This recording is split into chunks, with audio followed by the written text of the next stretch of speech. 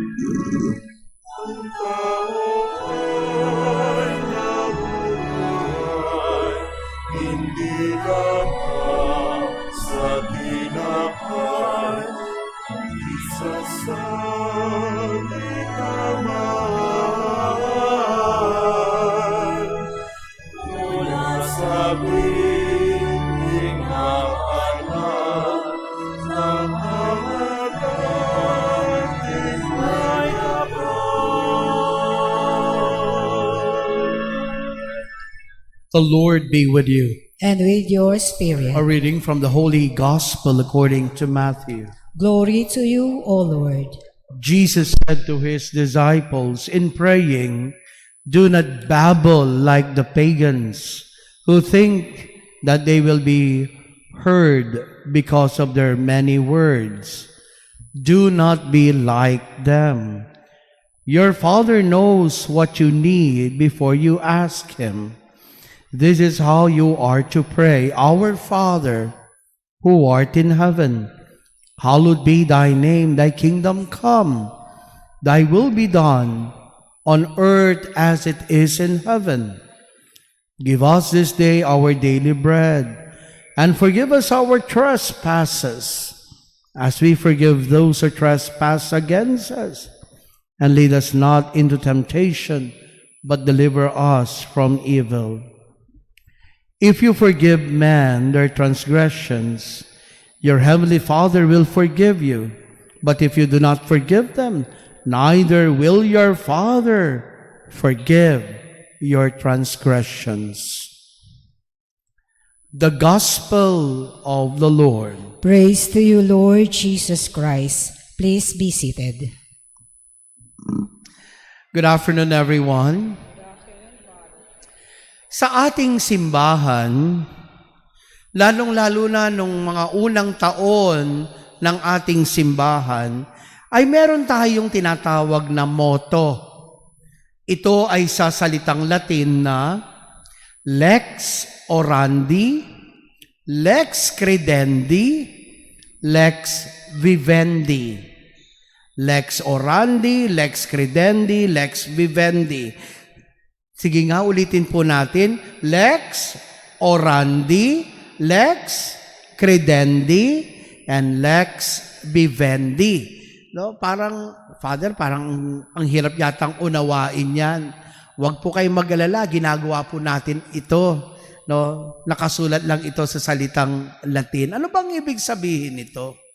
Mga kapatid, tamang-tama, as we are celebrating the season of Lent, muli rin tayong pinapaalalahanan sa tinatawag na the 3 disciplines of Lent. At ano yung una? Prayer. Pangalawa, fasting and abstinence. At ang pangatlo, almsgiving. But for today, ang pinapaalala sa atin yung unang pilar or unang discipline, which is prayer. Ano ba ang Lex Orandi, Lex Credendi, Lex Vivendi?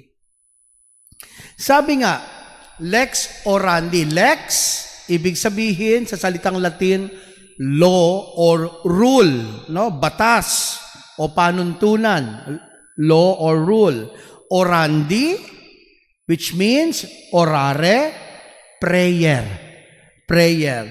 Yung credendi, lagi po natin itong ginagawa o pinapaalala sa atin pagkatapos ng homilya, lalong-lalo na kapag linggo. Ano yon? Yung credo. Kaya nga credendi, credo. Ito po yung pinapaniwalaan natin. The law to believe. At syempre, yung vivendi, pagsasabuhay. The law to live. Kaya ka pinagsama natin The law of prayer is the law to believe and the law to live. Ngayon, punta tayo sa unang-una, lex orandi. Muli tayong pinapaalalahanan ng ating Panginoon kung paano tayo magdasal. Alam niyo po, ilang beses na akong nakarinig nito. Sabi na, Father, hindi ako marunong magdasal.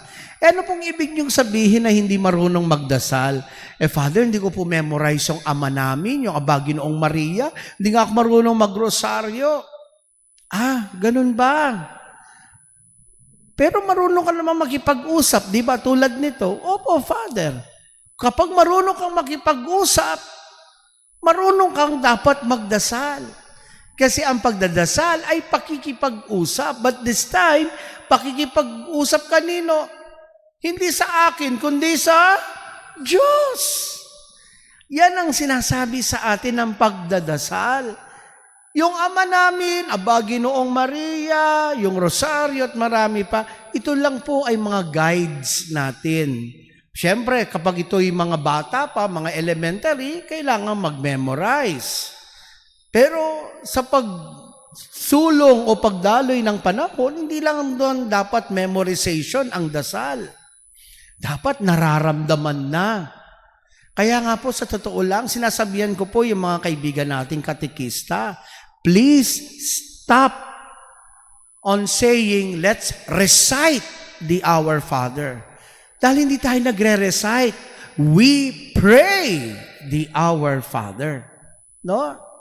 Kaya ito po yung sinasabi sa atin, kausapin ang Diyos. At kapag sinasabi mong kausapin ang Diyos, hindi lang dapat yung tayo ang nagsasalita. Dapat meron ding katahimikan. Because this is the time na ang Diyos naman ang kumakausap sa atin. Marami ritong mga nanay. Kayo po mga nanay, kapag ang anak ninyo ang salita ng salita, anong mararamdaman ninyo? Anong sasabihin ninyo sa kanya? Di ho ba? Minsan maririnig ko ito sa mga magulang. Shh! Tumigil ka! Ako naman, kasi mahirap po yun kapag isa lang ang nagsasalita, di ho ba? There must be what we call dialogue. At ang pagdadasal ay isang dialogo. Yan po ang dapat nating unawain sa pagdadasal. Pangalawa, maganda po yung sinabi ni Jesus sa ating ebanghelyo. Ang sabi niya, ganito dapat tayo magdasal. Our Father. Wow! Sa una pa lamang, kakaiba na.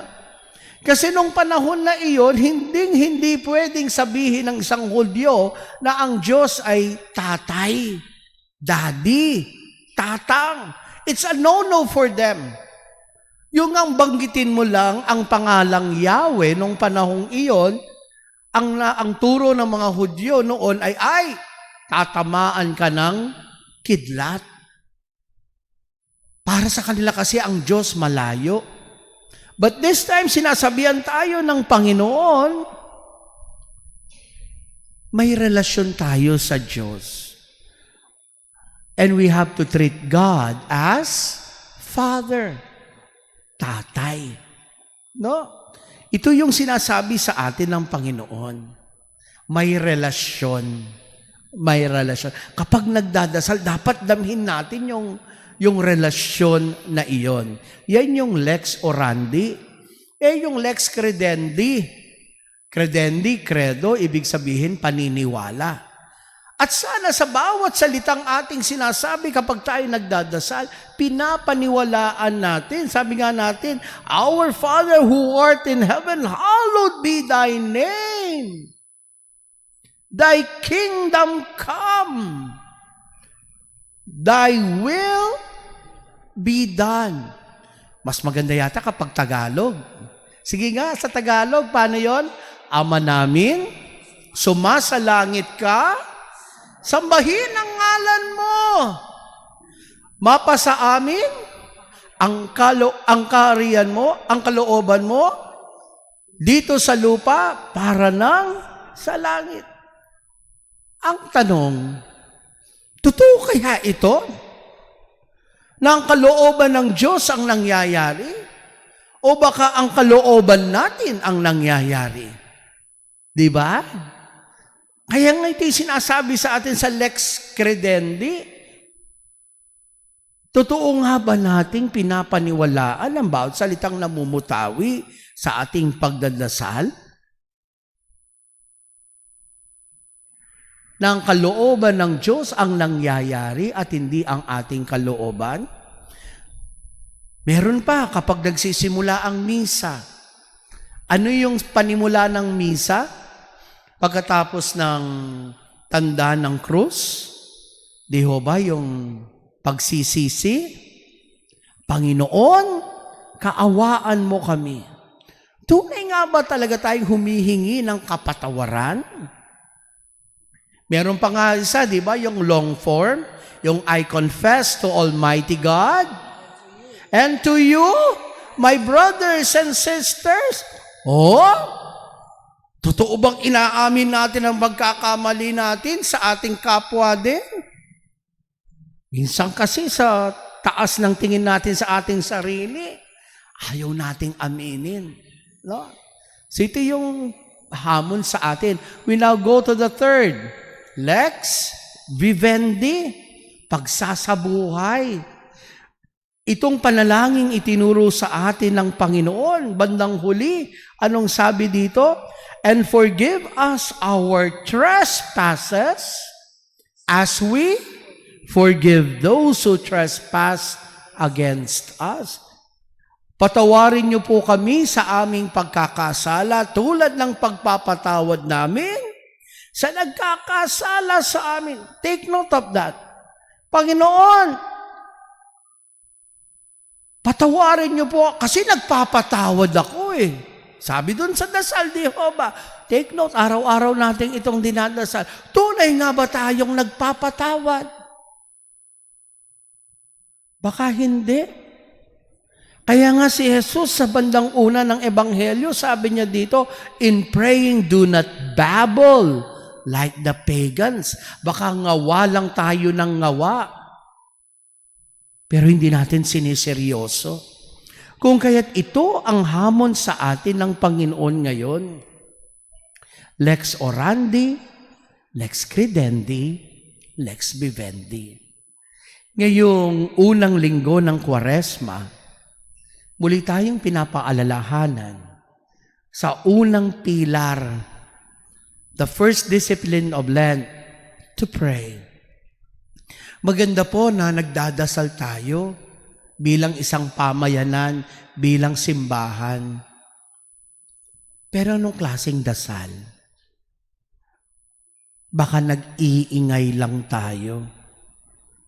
Alam po ninyo, nalungkot ako minsan nung pinag-uusapan po namin yung pagdadasal. Sabi nung isa po ay ito, ay Father, hindi pwedeng mag-silence tayo o tumahimik kapag nagdadasal sa parokya. Ay bakit po? Ay ayaw yan ng mga tao. Matutulog ang mga tao. Ay ano pong gagawin natin? Ay dapat po may babasahin. Kaya hindi po pwedeng tatahimik tayo. It's a no-no. Nung narinig ko yun, sabi ko, kakalungkot naman. Ilang taon na ang parokya? Ang tagal na. Bilang diocese, 60. No? Pero kung titignan natin, yun yung tawag dito, canonically approved. Pero kung titignan mo buti, matagal na talaga ito. Hanggang ngayon ba, ganun pa rin ang ating pagtingin sa dasal? Tayo ang nagsasalita. Hindi tayo tumatahimik. Ano yung dasal para sa atin? It's not even dialogue. It's monologue. And this will be our point for reflection. Tunay nga ba tayo nakikinig sa Diyos?